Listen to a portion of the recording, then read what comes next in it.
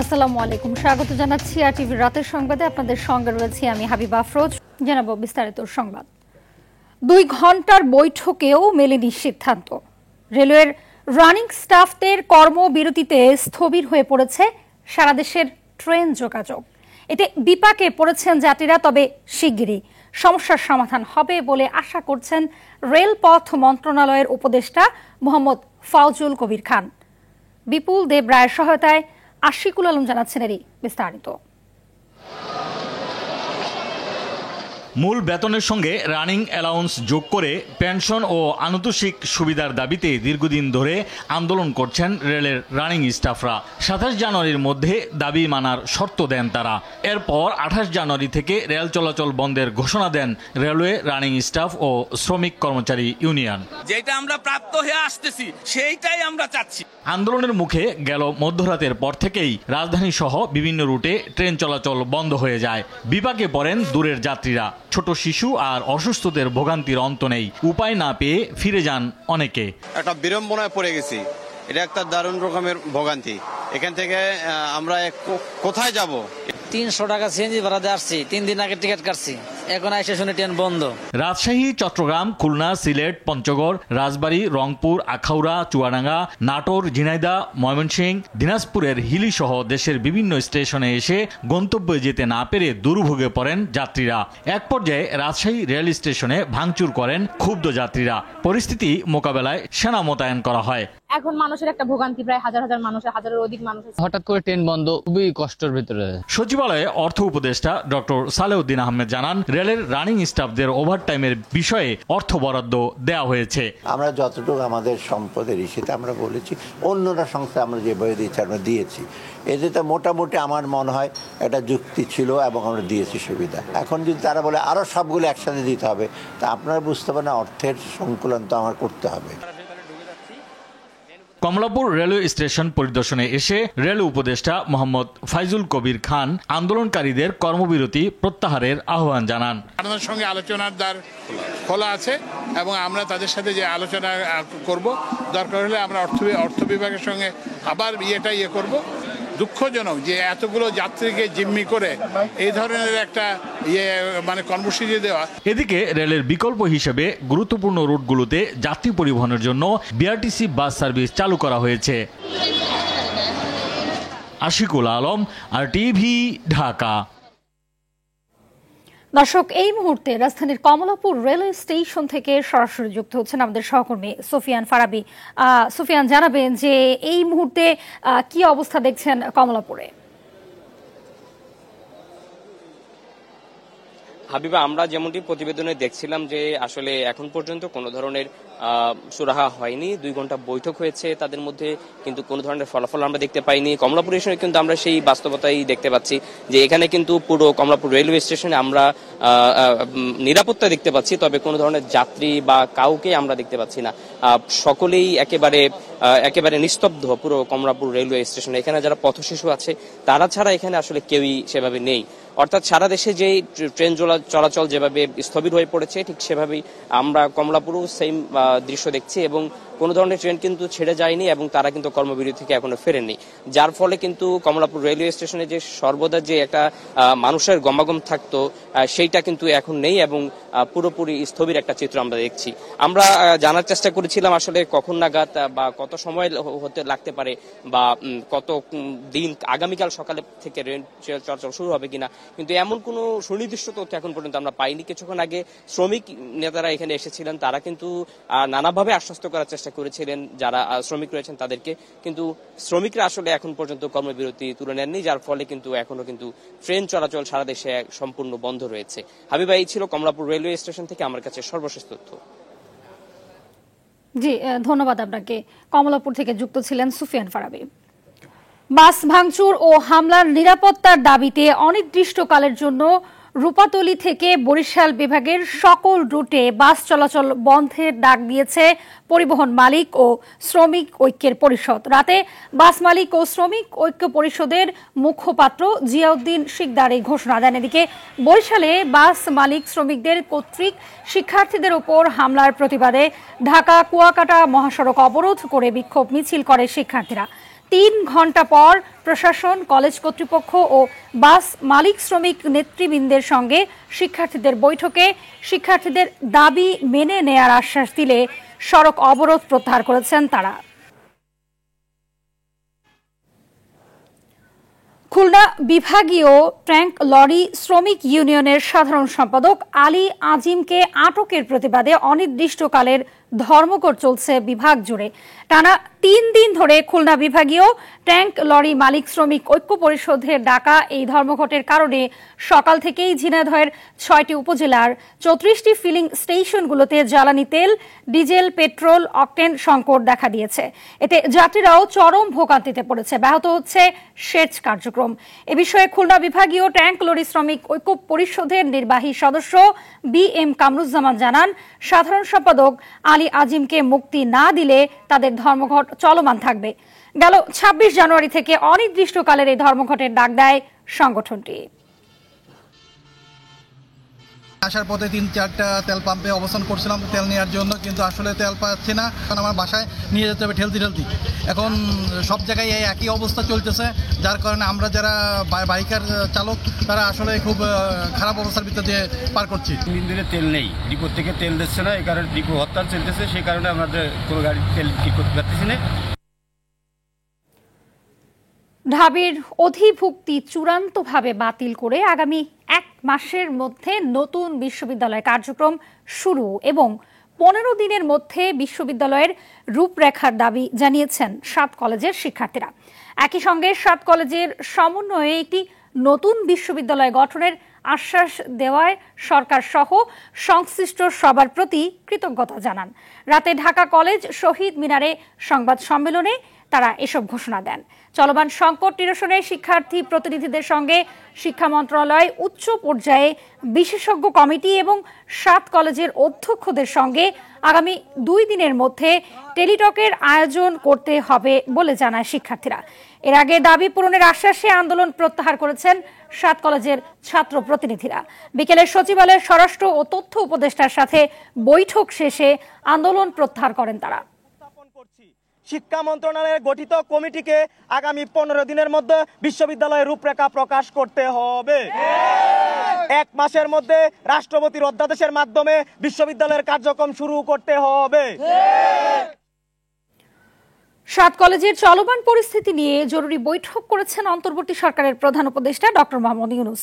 সন্ধ্যায় রাষ্ট্রীয় অতিথি ভবন যমুনায় এই বৈঠকে আরও উপস্থিত ছিলেন শিক্ষা উপদেষ্টা অধ্যাপক ডক্টর ওয়াহিউদ্দিন মাহমুদ, বিশ্ববিদ্যালয়ের মঞ্জুরি কমিশনের চেয়ারম্যান অধ্যাপক SMA ফয়েজ এবং ঢাকা বিশ্ববিদ্যালয়ের উপাচার্য অধ্যাপক নিয়াজ আহমেদ খান।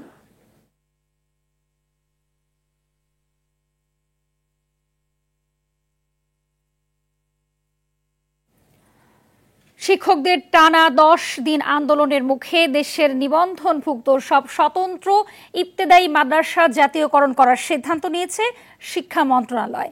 পর্যায়ক্রমে এসব মাদ্রাসা জাতীয়করণ করা হবে। বিকেলে রাজধানীর শাহবাগে এমন আশ্বাস দেন শিক্ষা মন্ত্রণালয়ের যুগ্ম সচিব SM মাসুদুল হক। এর আগে দুপুরে স্বতন্ত্র ইবতেদায়ী মাদ্রাসা জাতীয়করণের বিষয়ে সভায় বসেন শিক্ষা মন্ত্রণালয়ের ঊর্ধ্বতন কর্মকর্তারা। সেখানেই এই সিদ্ধান্ত চূড়ান্ত করা হয়। তিনি বলেন, আন্দোলনকারী শিক্ষকদের 6 দফা দাবি মেনে নিয়েছে মন্ত্রণালয়। এছাড়াও শিক্ষকদের ওপর পুলিশের লাঠিচার্জের ঘটনায় দুঃখ প্রকাশ করেছে মন্ত্রণালয়। সকল প্রতিষ্ঠান জাতীয়করণের যে দাবি ছিল, আমরা সকলের সাথে আপনাদের সাথে আপনারা যে বৈষম্যের কথা তুলে ধরেছেন, আমরা সকলে ঐক্যমত এবং ঐক্যমত পোষণ করে আমরা নীতিগতভাবে একমত যে আসলে বাংলাদেশের সকল স্বতন্ত্র ইবতেদায়ী মাদ্রাসা পর্যায়ক্রমে জাতীয়করণ করা হবে।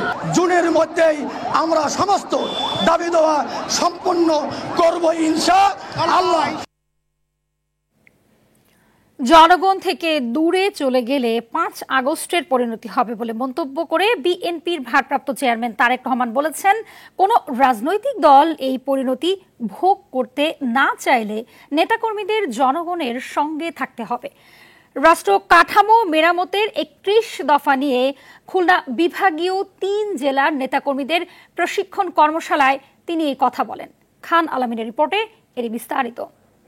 দল হিসেবে বিএনপি এবং তার সমমনা দলরা রাষ্ট্র কাঠামো মেরামতের ৩১ দফা ও জনসম্পৃক্তি শীর্ষক প্রশিক্ষণ কর্মশালায় প্রধান অতিথি হিসেবে যোগ দেন বিএনপির ভারপ্রাপ্ত চেয়ারম্যান তারেক রহমান। কর্মশালায় এবার যুক্ত হয় খুলনা জেলা ও মহানগর, সাতক্ষীরা ও বাগেরহাট জেলার নেতাকর্মীরা। আমরা শপথবদ্ধ হই আজকে আমাদের নেতা। দিনব্যাপী এই কর্মশালায় নেতাকর্মীদের বিভিন্ন প্রশ্নের জবাব দেন তারেক রহমান। পরে সমাপনী বক্তব্যে তিনি বলেন, জনবিচ্ছিন্ন দলের পরিণতি কি হতে পারে তার উদাহরণ ৫ আগস্ট। এই পরিণতি এড়াতে চাইলে জনগণকে সঙ্গে রাখতে হবে, জনগণের সঙ্গে থাকতে হবে। জনবিচ্ছিন্ন হলে, জনগণের বিরুদ্ধে, দেশের বিরুদ্ধে কাজ করলে কনসিকুয়েন্সেস বা পরিণতি কি হয়, ভাই আমরা ৫ই আগস্ট দেখেছি না? আমরা 5ই আগস্ট থেকে অনেক কিছু আমাদের বোঝার আছে। জনগণের পাশে থাকতে হবে, জনগণের সঙ্গে থাকতে হবে, জনগণকে সঙ্গে রাখতে হবে। জনগণ থেকে যদি দূরে চলে যাই আমরা, ওই 5ই আগস্টের পরিণতি কিন্তু হবে। বিএনপির উপর মানুষ আস্থা রাখতে চাইছে জানিয়ে ভারপ্রাপ্ত চেয়ারম্যান বলেন, আস্থা নষ্ট হয় এমন কর্মকাণ্ডে দলের কেউ জড়ালে ব্যবস্থা নেওয়া হবে। দলমত নির্বিশেষে সাধারণ মানুষ যারা ভোটার এই দেশের, তারা বিএনপির উপরে আস্থা রাখতে চাইছে। এই আস্থা যদি নষ্ট করার জন্য কেউ কোনো কাজ করে, এখানে দলকে স্বার্থপর হতেই হবে। কোনো ব্যক্তির কারণে, কোনো নেতার কারণে, কোনো কর্মীর কারণে যদি মানুষের আস্থা নষ্ট হয়, তাকে আমরা ওন করতে পারবো না। ৩১ দফা কেবল দলের নয়, দেশ ও জনগণের জন্য মন্তব্য করে তারেক রহমান বলেন, এটি কেবল প্রণয়ন নয়, বাস্তবায়ন করাই বিএনপির লক্ষ্য। সফলতার প্রত্যাশা রেখে খান আলামিন, আরটিভি, ঢাকা। ভালো থাকবেন ইনশাআল্লাহ। সকলে নির্বাচন আয়োজনের জন্য প্রয়োজনীয় সংস্কার দ্রুত শেষ করতে অন্তর্বর্তী সরকারের প্রতি আহ্বান জানালেন জামায়াতে ইসলামের নায়েবে আমির অধ্যাপক মুজিবুর রহমান। বিটিসিএল এর সার্ভিসের মান উন্নয়ন, সংযোগ ও গ্রাহক বৃদ্ধি এবং কর্মচারীদের সার্বিক উন্নয়নের জন্য 15 দফা প্রস্তাবনা অনুষ্ঠানে তিনি এই কথা বলেন। অনুষ্ঠানে বিটিসিএল কর্মচারীদের কল্যাণ ও প্রতিষ্ঠানটির অগ্রগতির স্বার্থে 15 দফা দাবি বাস্তবায়ন করতে কর্তৃপক্ষকে অনুরোধ করে বক্তারা। জাতীয় সংহতি ও স্থিতিশীলতার স্বার্থে দেশবাসীকে ঐক্যবদ্ধ থাকার আহ্বান জানান অধ্যাপক মুজিব। সত্যিকার অর্থে নিরপেক্ষ এবং সৎ যোগ্য লোককে সেখানে দিয়ে দেশটাকে সংস্কার করতে হবে। আর এই সমস্ত ভালো লোকদের হাতে নির্বাচনের একটা পরিবেশ তৈরি করে তারপরে নির্বাচন দিতে হবে। এটাই হচ্ছে বর্তমান সরকারের মূল কাজ এবং দায়িত্ব। নির্বাচনের প্রস্তুতি জানতে প্রধান নির্বাচন কমিশনার এএমএম নাসির উদ্দিনের সঙ্গে বৈঠক করেছেন ইউরোপীয় ইউনিয়নের রাষ্ট্রদূত মাইকেল মিলার। বৈঠক শেষে সিইসি বলেন, আগামী সংসদ নির্বাচন গ্রহণযোগ্য করতে কমিশন কোনো আপোষ করবে না এবং নির্বাচন কমিশনের স্বাধীনতা খর্ব হবে এমন কোনো সংস্কার গ্রহণযোগ্য হবে না। মাইকেল মিলার বলেন, ইউরোপীয় ইউনিয়ন চায় আগামী নির্বাচন হবে নিরপেক্ষ ও আন্তর্জাতিক মানদণ্ড অনুযায়ী। আতিকা রহমানের রিপোর্টে বিস্তারিত। আগারগাঁও নির্বাচন ভবনে বেলা 11:15টায় প্রধান নির্বাচন কমিশনার এএমএম নাসির উদ্দিনের সঙ্গে বৈঠক করতে যান ইউরোপীয় ইউনিয়নের রাষ্ট্রদূত মাইকেল মিলার। এ সময় তাদের আগামী সংসদ নির্বাচনের বিভিন্ন বিষয় নিয়ে আলোচনা হয়। বৈঠক শেষে মাইকেল মিলার বলেন, ইউরোপীয় ইউনিয়ন চায় বাংলাদেশের গণতান্ত্রিক ধারা অব্যাহত রাখতে গ্রহণযোগ্য ভোট হোক। সেক্ষেত্রে সব ধরনের সহযোগিতা করবে ইইউ। গণতান্ত্রিক ধারা দেশের জন্য খুবই জরুরি। ইউরোপীয় ইউনিয়ন চায় একটি স্বচ্ছ ও আন্তর্জাতিক মানদণ্ড অনুযায়ী ভালো নির্বাচন। এ লক্ষ্যে আমরা অন্তর্বর্তী সরকারকে নির্বাচনে সব ধরনের সহযোগিতা করতে আগ্রহী। আমি সিইসির সঙ্গে কথা বলেছি, তাদের প্রস্তুতি সম্পর্কে জেনেছি। আশা করি নির্বাচন কমিশন তাদের চাহিদার কথা আমাদের জানাবে। এ সময় প্রধান নির্বাচন কমিশনার বলেন, আগামী নির্বাচন যে কোনোভাবে সুষ্ঠু করা হবে। নির্বাচনে পর্যবেক্ষক পাঠাবে ইউরোপীয় ইউনিয়ন। ওনারা চান যে এটা ডেমোক্রেটিক ট্রানজিশনটা হোক। এই পথে আমাদের যত রকমের সহায়তা দরকার, দে হ্যাভ অ্যাসিউরড আস যে they will be with us. আমরা বলেছি যে আমাদের যে commitment for a free fair credible election, সেটা অ্যাচিভ করার জন্য, ডেলিভার করার জন্য আমরা সার্বিক প্রস্তুতি নিয়ে আগাচ্ছি। এই কথাটা ওনাদেরকে জানিয়েছি। সাংবাদিকদের প্রশ্নের জবাবে সিইসি বলেন, ইসি সংস্কার চায়, তবে সেটি হতে হবে কমিশনের জন্য ইতিবাচক ও যৌক্তিক। ইসির স্বাধীনতা, যেটা আমাদের কনস্টিটিউশন যেটা দিয়েছে, সেটা যাতে গ্যারান্টিড থাকে, সেটা ওনাদেরকে জানিয়েছি যে আমরা this is what we want, that is our bottom line. ইসির স্বাধীনতা কম্প্রোমাইজড হোক, এটা আমরা চাই না। তারা অ্যাপ্রিসিয়েট করছে, বলে যে আমরা বিশ্বাস করি the EC should be independent, otherwise they can not deliver যেটা জাতি তাদের কাছে প্রত্যাশা করে তারা ডেলিভার করতে পারবে না। This is what he also assured us. এদিকে ঠাকুরগাঁয়ে ভোটার তালিকা হালনাগাদ উপলক্ষে তথ্য সংগ্রহকারী ও নতুন ভোটারদের সাথে মতবিনিময়ে নির্বাচন কমিশনার আবুল ফজল মোহাম্মদ সানাউল্লাহ বলেন, এবছরের শেষ দিকে সংসদ নির্বাচনের টার্গেট ইসির। সংস্কার কার্যক্রম চলমান আছে, কয়েকটা সংস্কার কমিশন ইতিমধ্যে তাদের সুপারিশ পেশ করেছে। তো এমন অবস্থায় আমরা নির্বাচন কমিশন যেটা করছি যে জাতীয় নির্বাচনকে মাননীয় প্রধান উপদেষ্টার যে ঘোষিত উইন্ডো, সেই উইন্ডোর যে প্রথম দিকটা অর্থাৎ ডিসেম্বরকে সামনে রেখে আমাদের প্রস্তুতি সম্পন্ন করছি। মাঠ পর্যায়ে পেশাদারিত্ব ও নিরপেক্ষতার সাথে দায়িত্ব পালন করতে কর্মকর্তাদের তাগিদ দেন তিনি। অতীতের বাস্তবতা আমরা জানি। আতিকা রহমান, RTV। সংযুক্ত আরব আমিরাতের শীর্ষ কোম্পানিগুলোর বাংলাদেশে বিনিয়োগের পরিকল্পনাকে স্বাগত জানিয়েছেন প্রধান উপদেষ্টা। একই সঙ্গে বাংলাদেশ আরও ব্যবসার জন্য প্রস্তুত বলেও জানান তিনি। রাষ্ট্রীয় অতিথি ভবন যমুনায় দেশটির 2 প্রতিষ্ঠান বিনিয়োগ প্রস্তাব নিয়ে এলে এ কথা বলেন প্রধান উপদেষ্টা। আমিরাতের আবুধাবি স্পোর্টস গ্রুপের প্রধান নির্বাহী কর্মকর্তা ও এশিয়া প্যাসিফিক অঞ্চল মাসদারের বিনিয়োগ প্রধান জানান, তারা এদেশের বন্দর উন্নয়ন, ব্যবস্থাপনা ও নবায়নযোগ্য জ্বালানি খাতে বিনিয়োগে আগ্রহী। এ সময় ঢাকায় নিযুক্ত সংযুক্ত আরব আমিরাতের রাষ্ট্রদূত আব্দুল্লাহ আলী আল হামউদি, প্রধান উপদেষ্টার উচ্চ পর্যায়ের প্রতিনিধি খলিলুর রহমান উপস্থিত ছিলেন।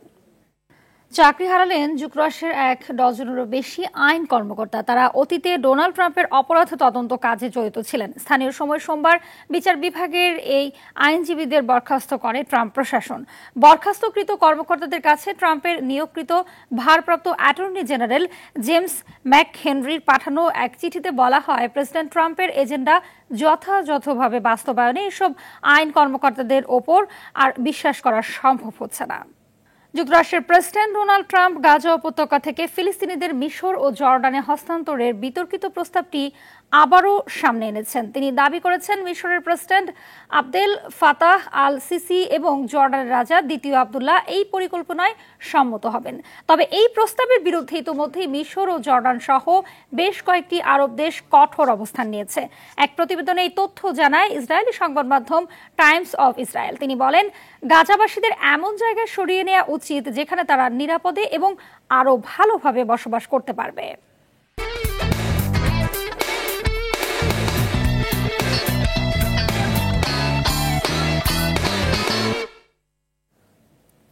জানাবো খেলার খবর।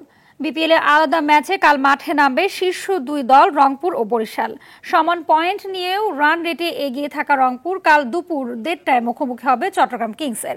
চট্টগ্রাম পর্বে এই 2 দলের দেখায় 33 রানের জয় তুলে নিয়েছিল রংপুর, যদিও শেষ 2 ম্যাচে রাজশাহীর বিপক্ষে টানা হেরে কিছুটা ব্যাকফুটে আছে শেষ 4 আগেই নিশ্চিত করা রংপুর।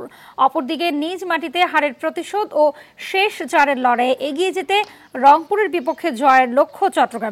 দিনের দ্বিতীয় ম্যাচে সন্ধ্যা 6:30টায় শক্তিশালী বরিশাল খেলবে টুর্নামেন্টের রেস থেকে ছিটকে পড়া ঢাকার বিপক্ষে। রাতের সংবাদ এই পর্যন্ত। মধ্যরাতের সংবাদ 1টায় দেখার আমন্ত্রণ রইল। ধন্যবাদ সবাইকে।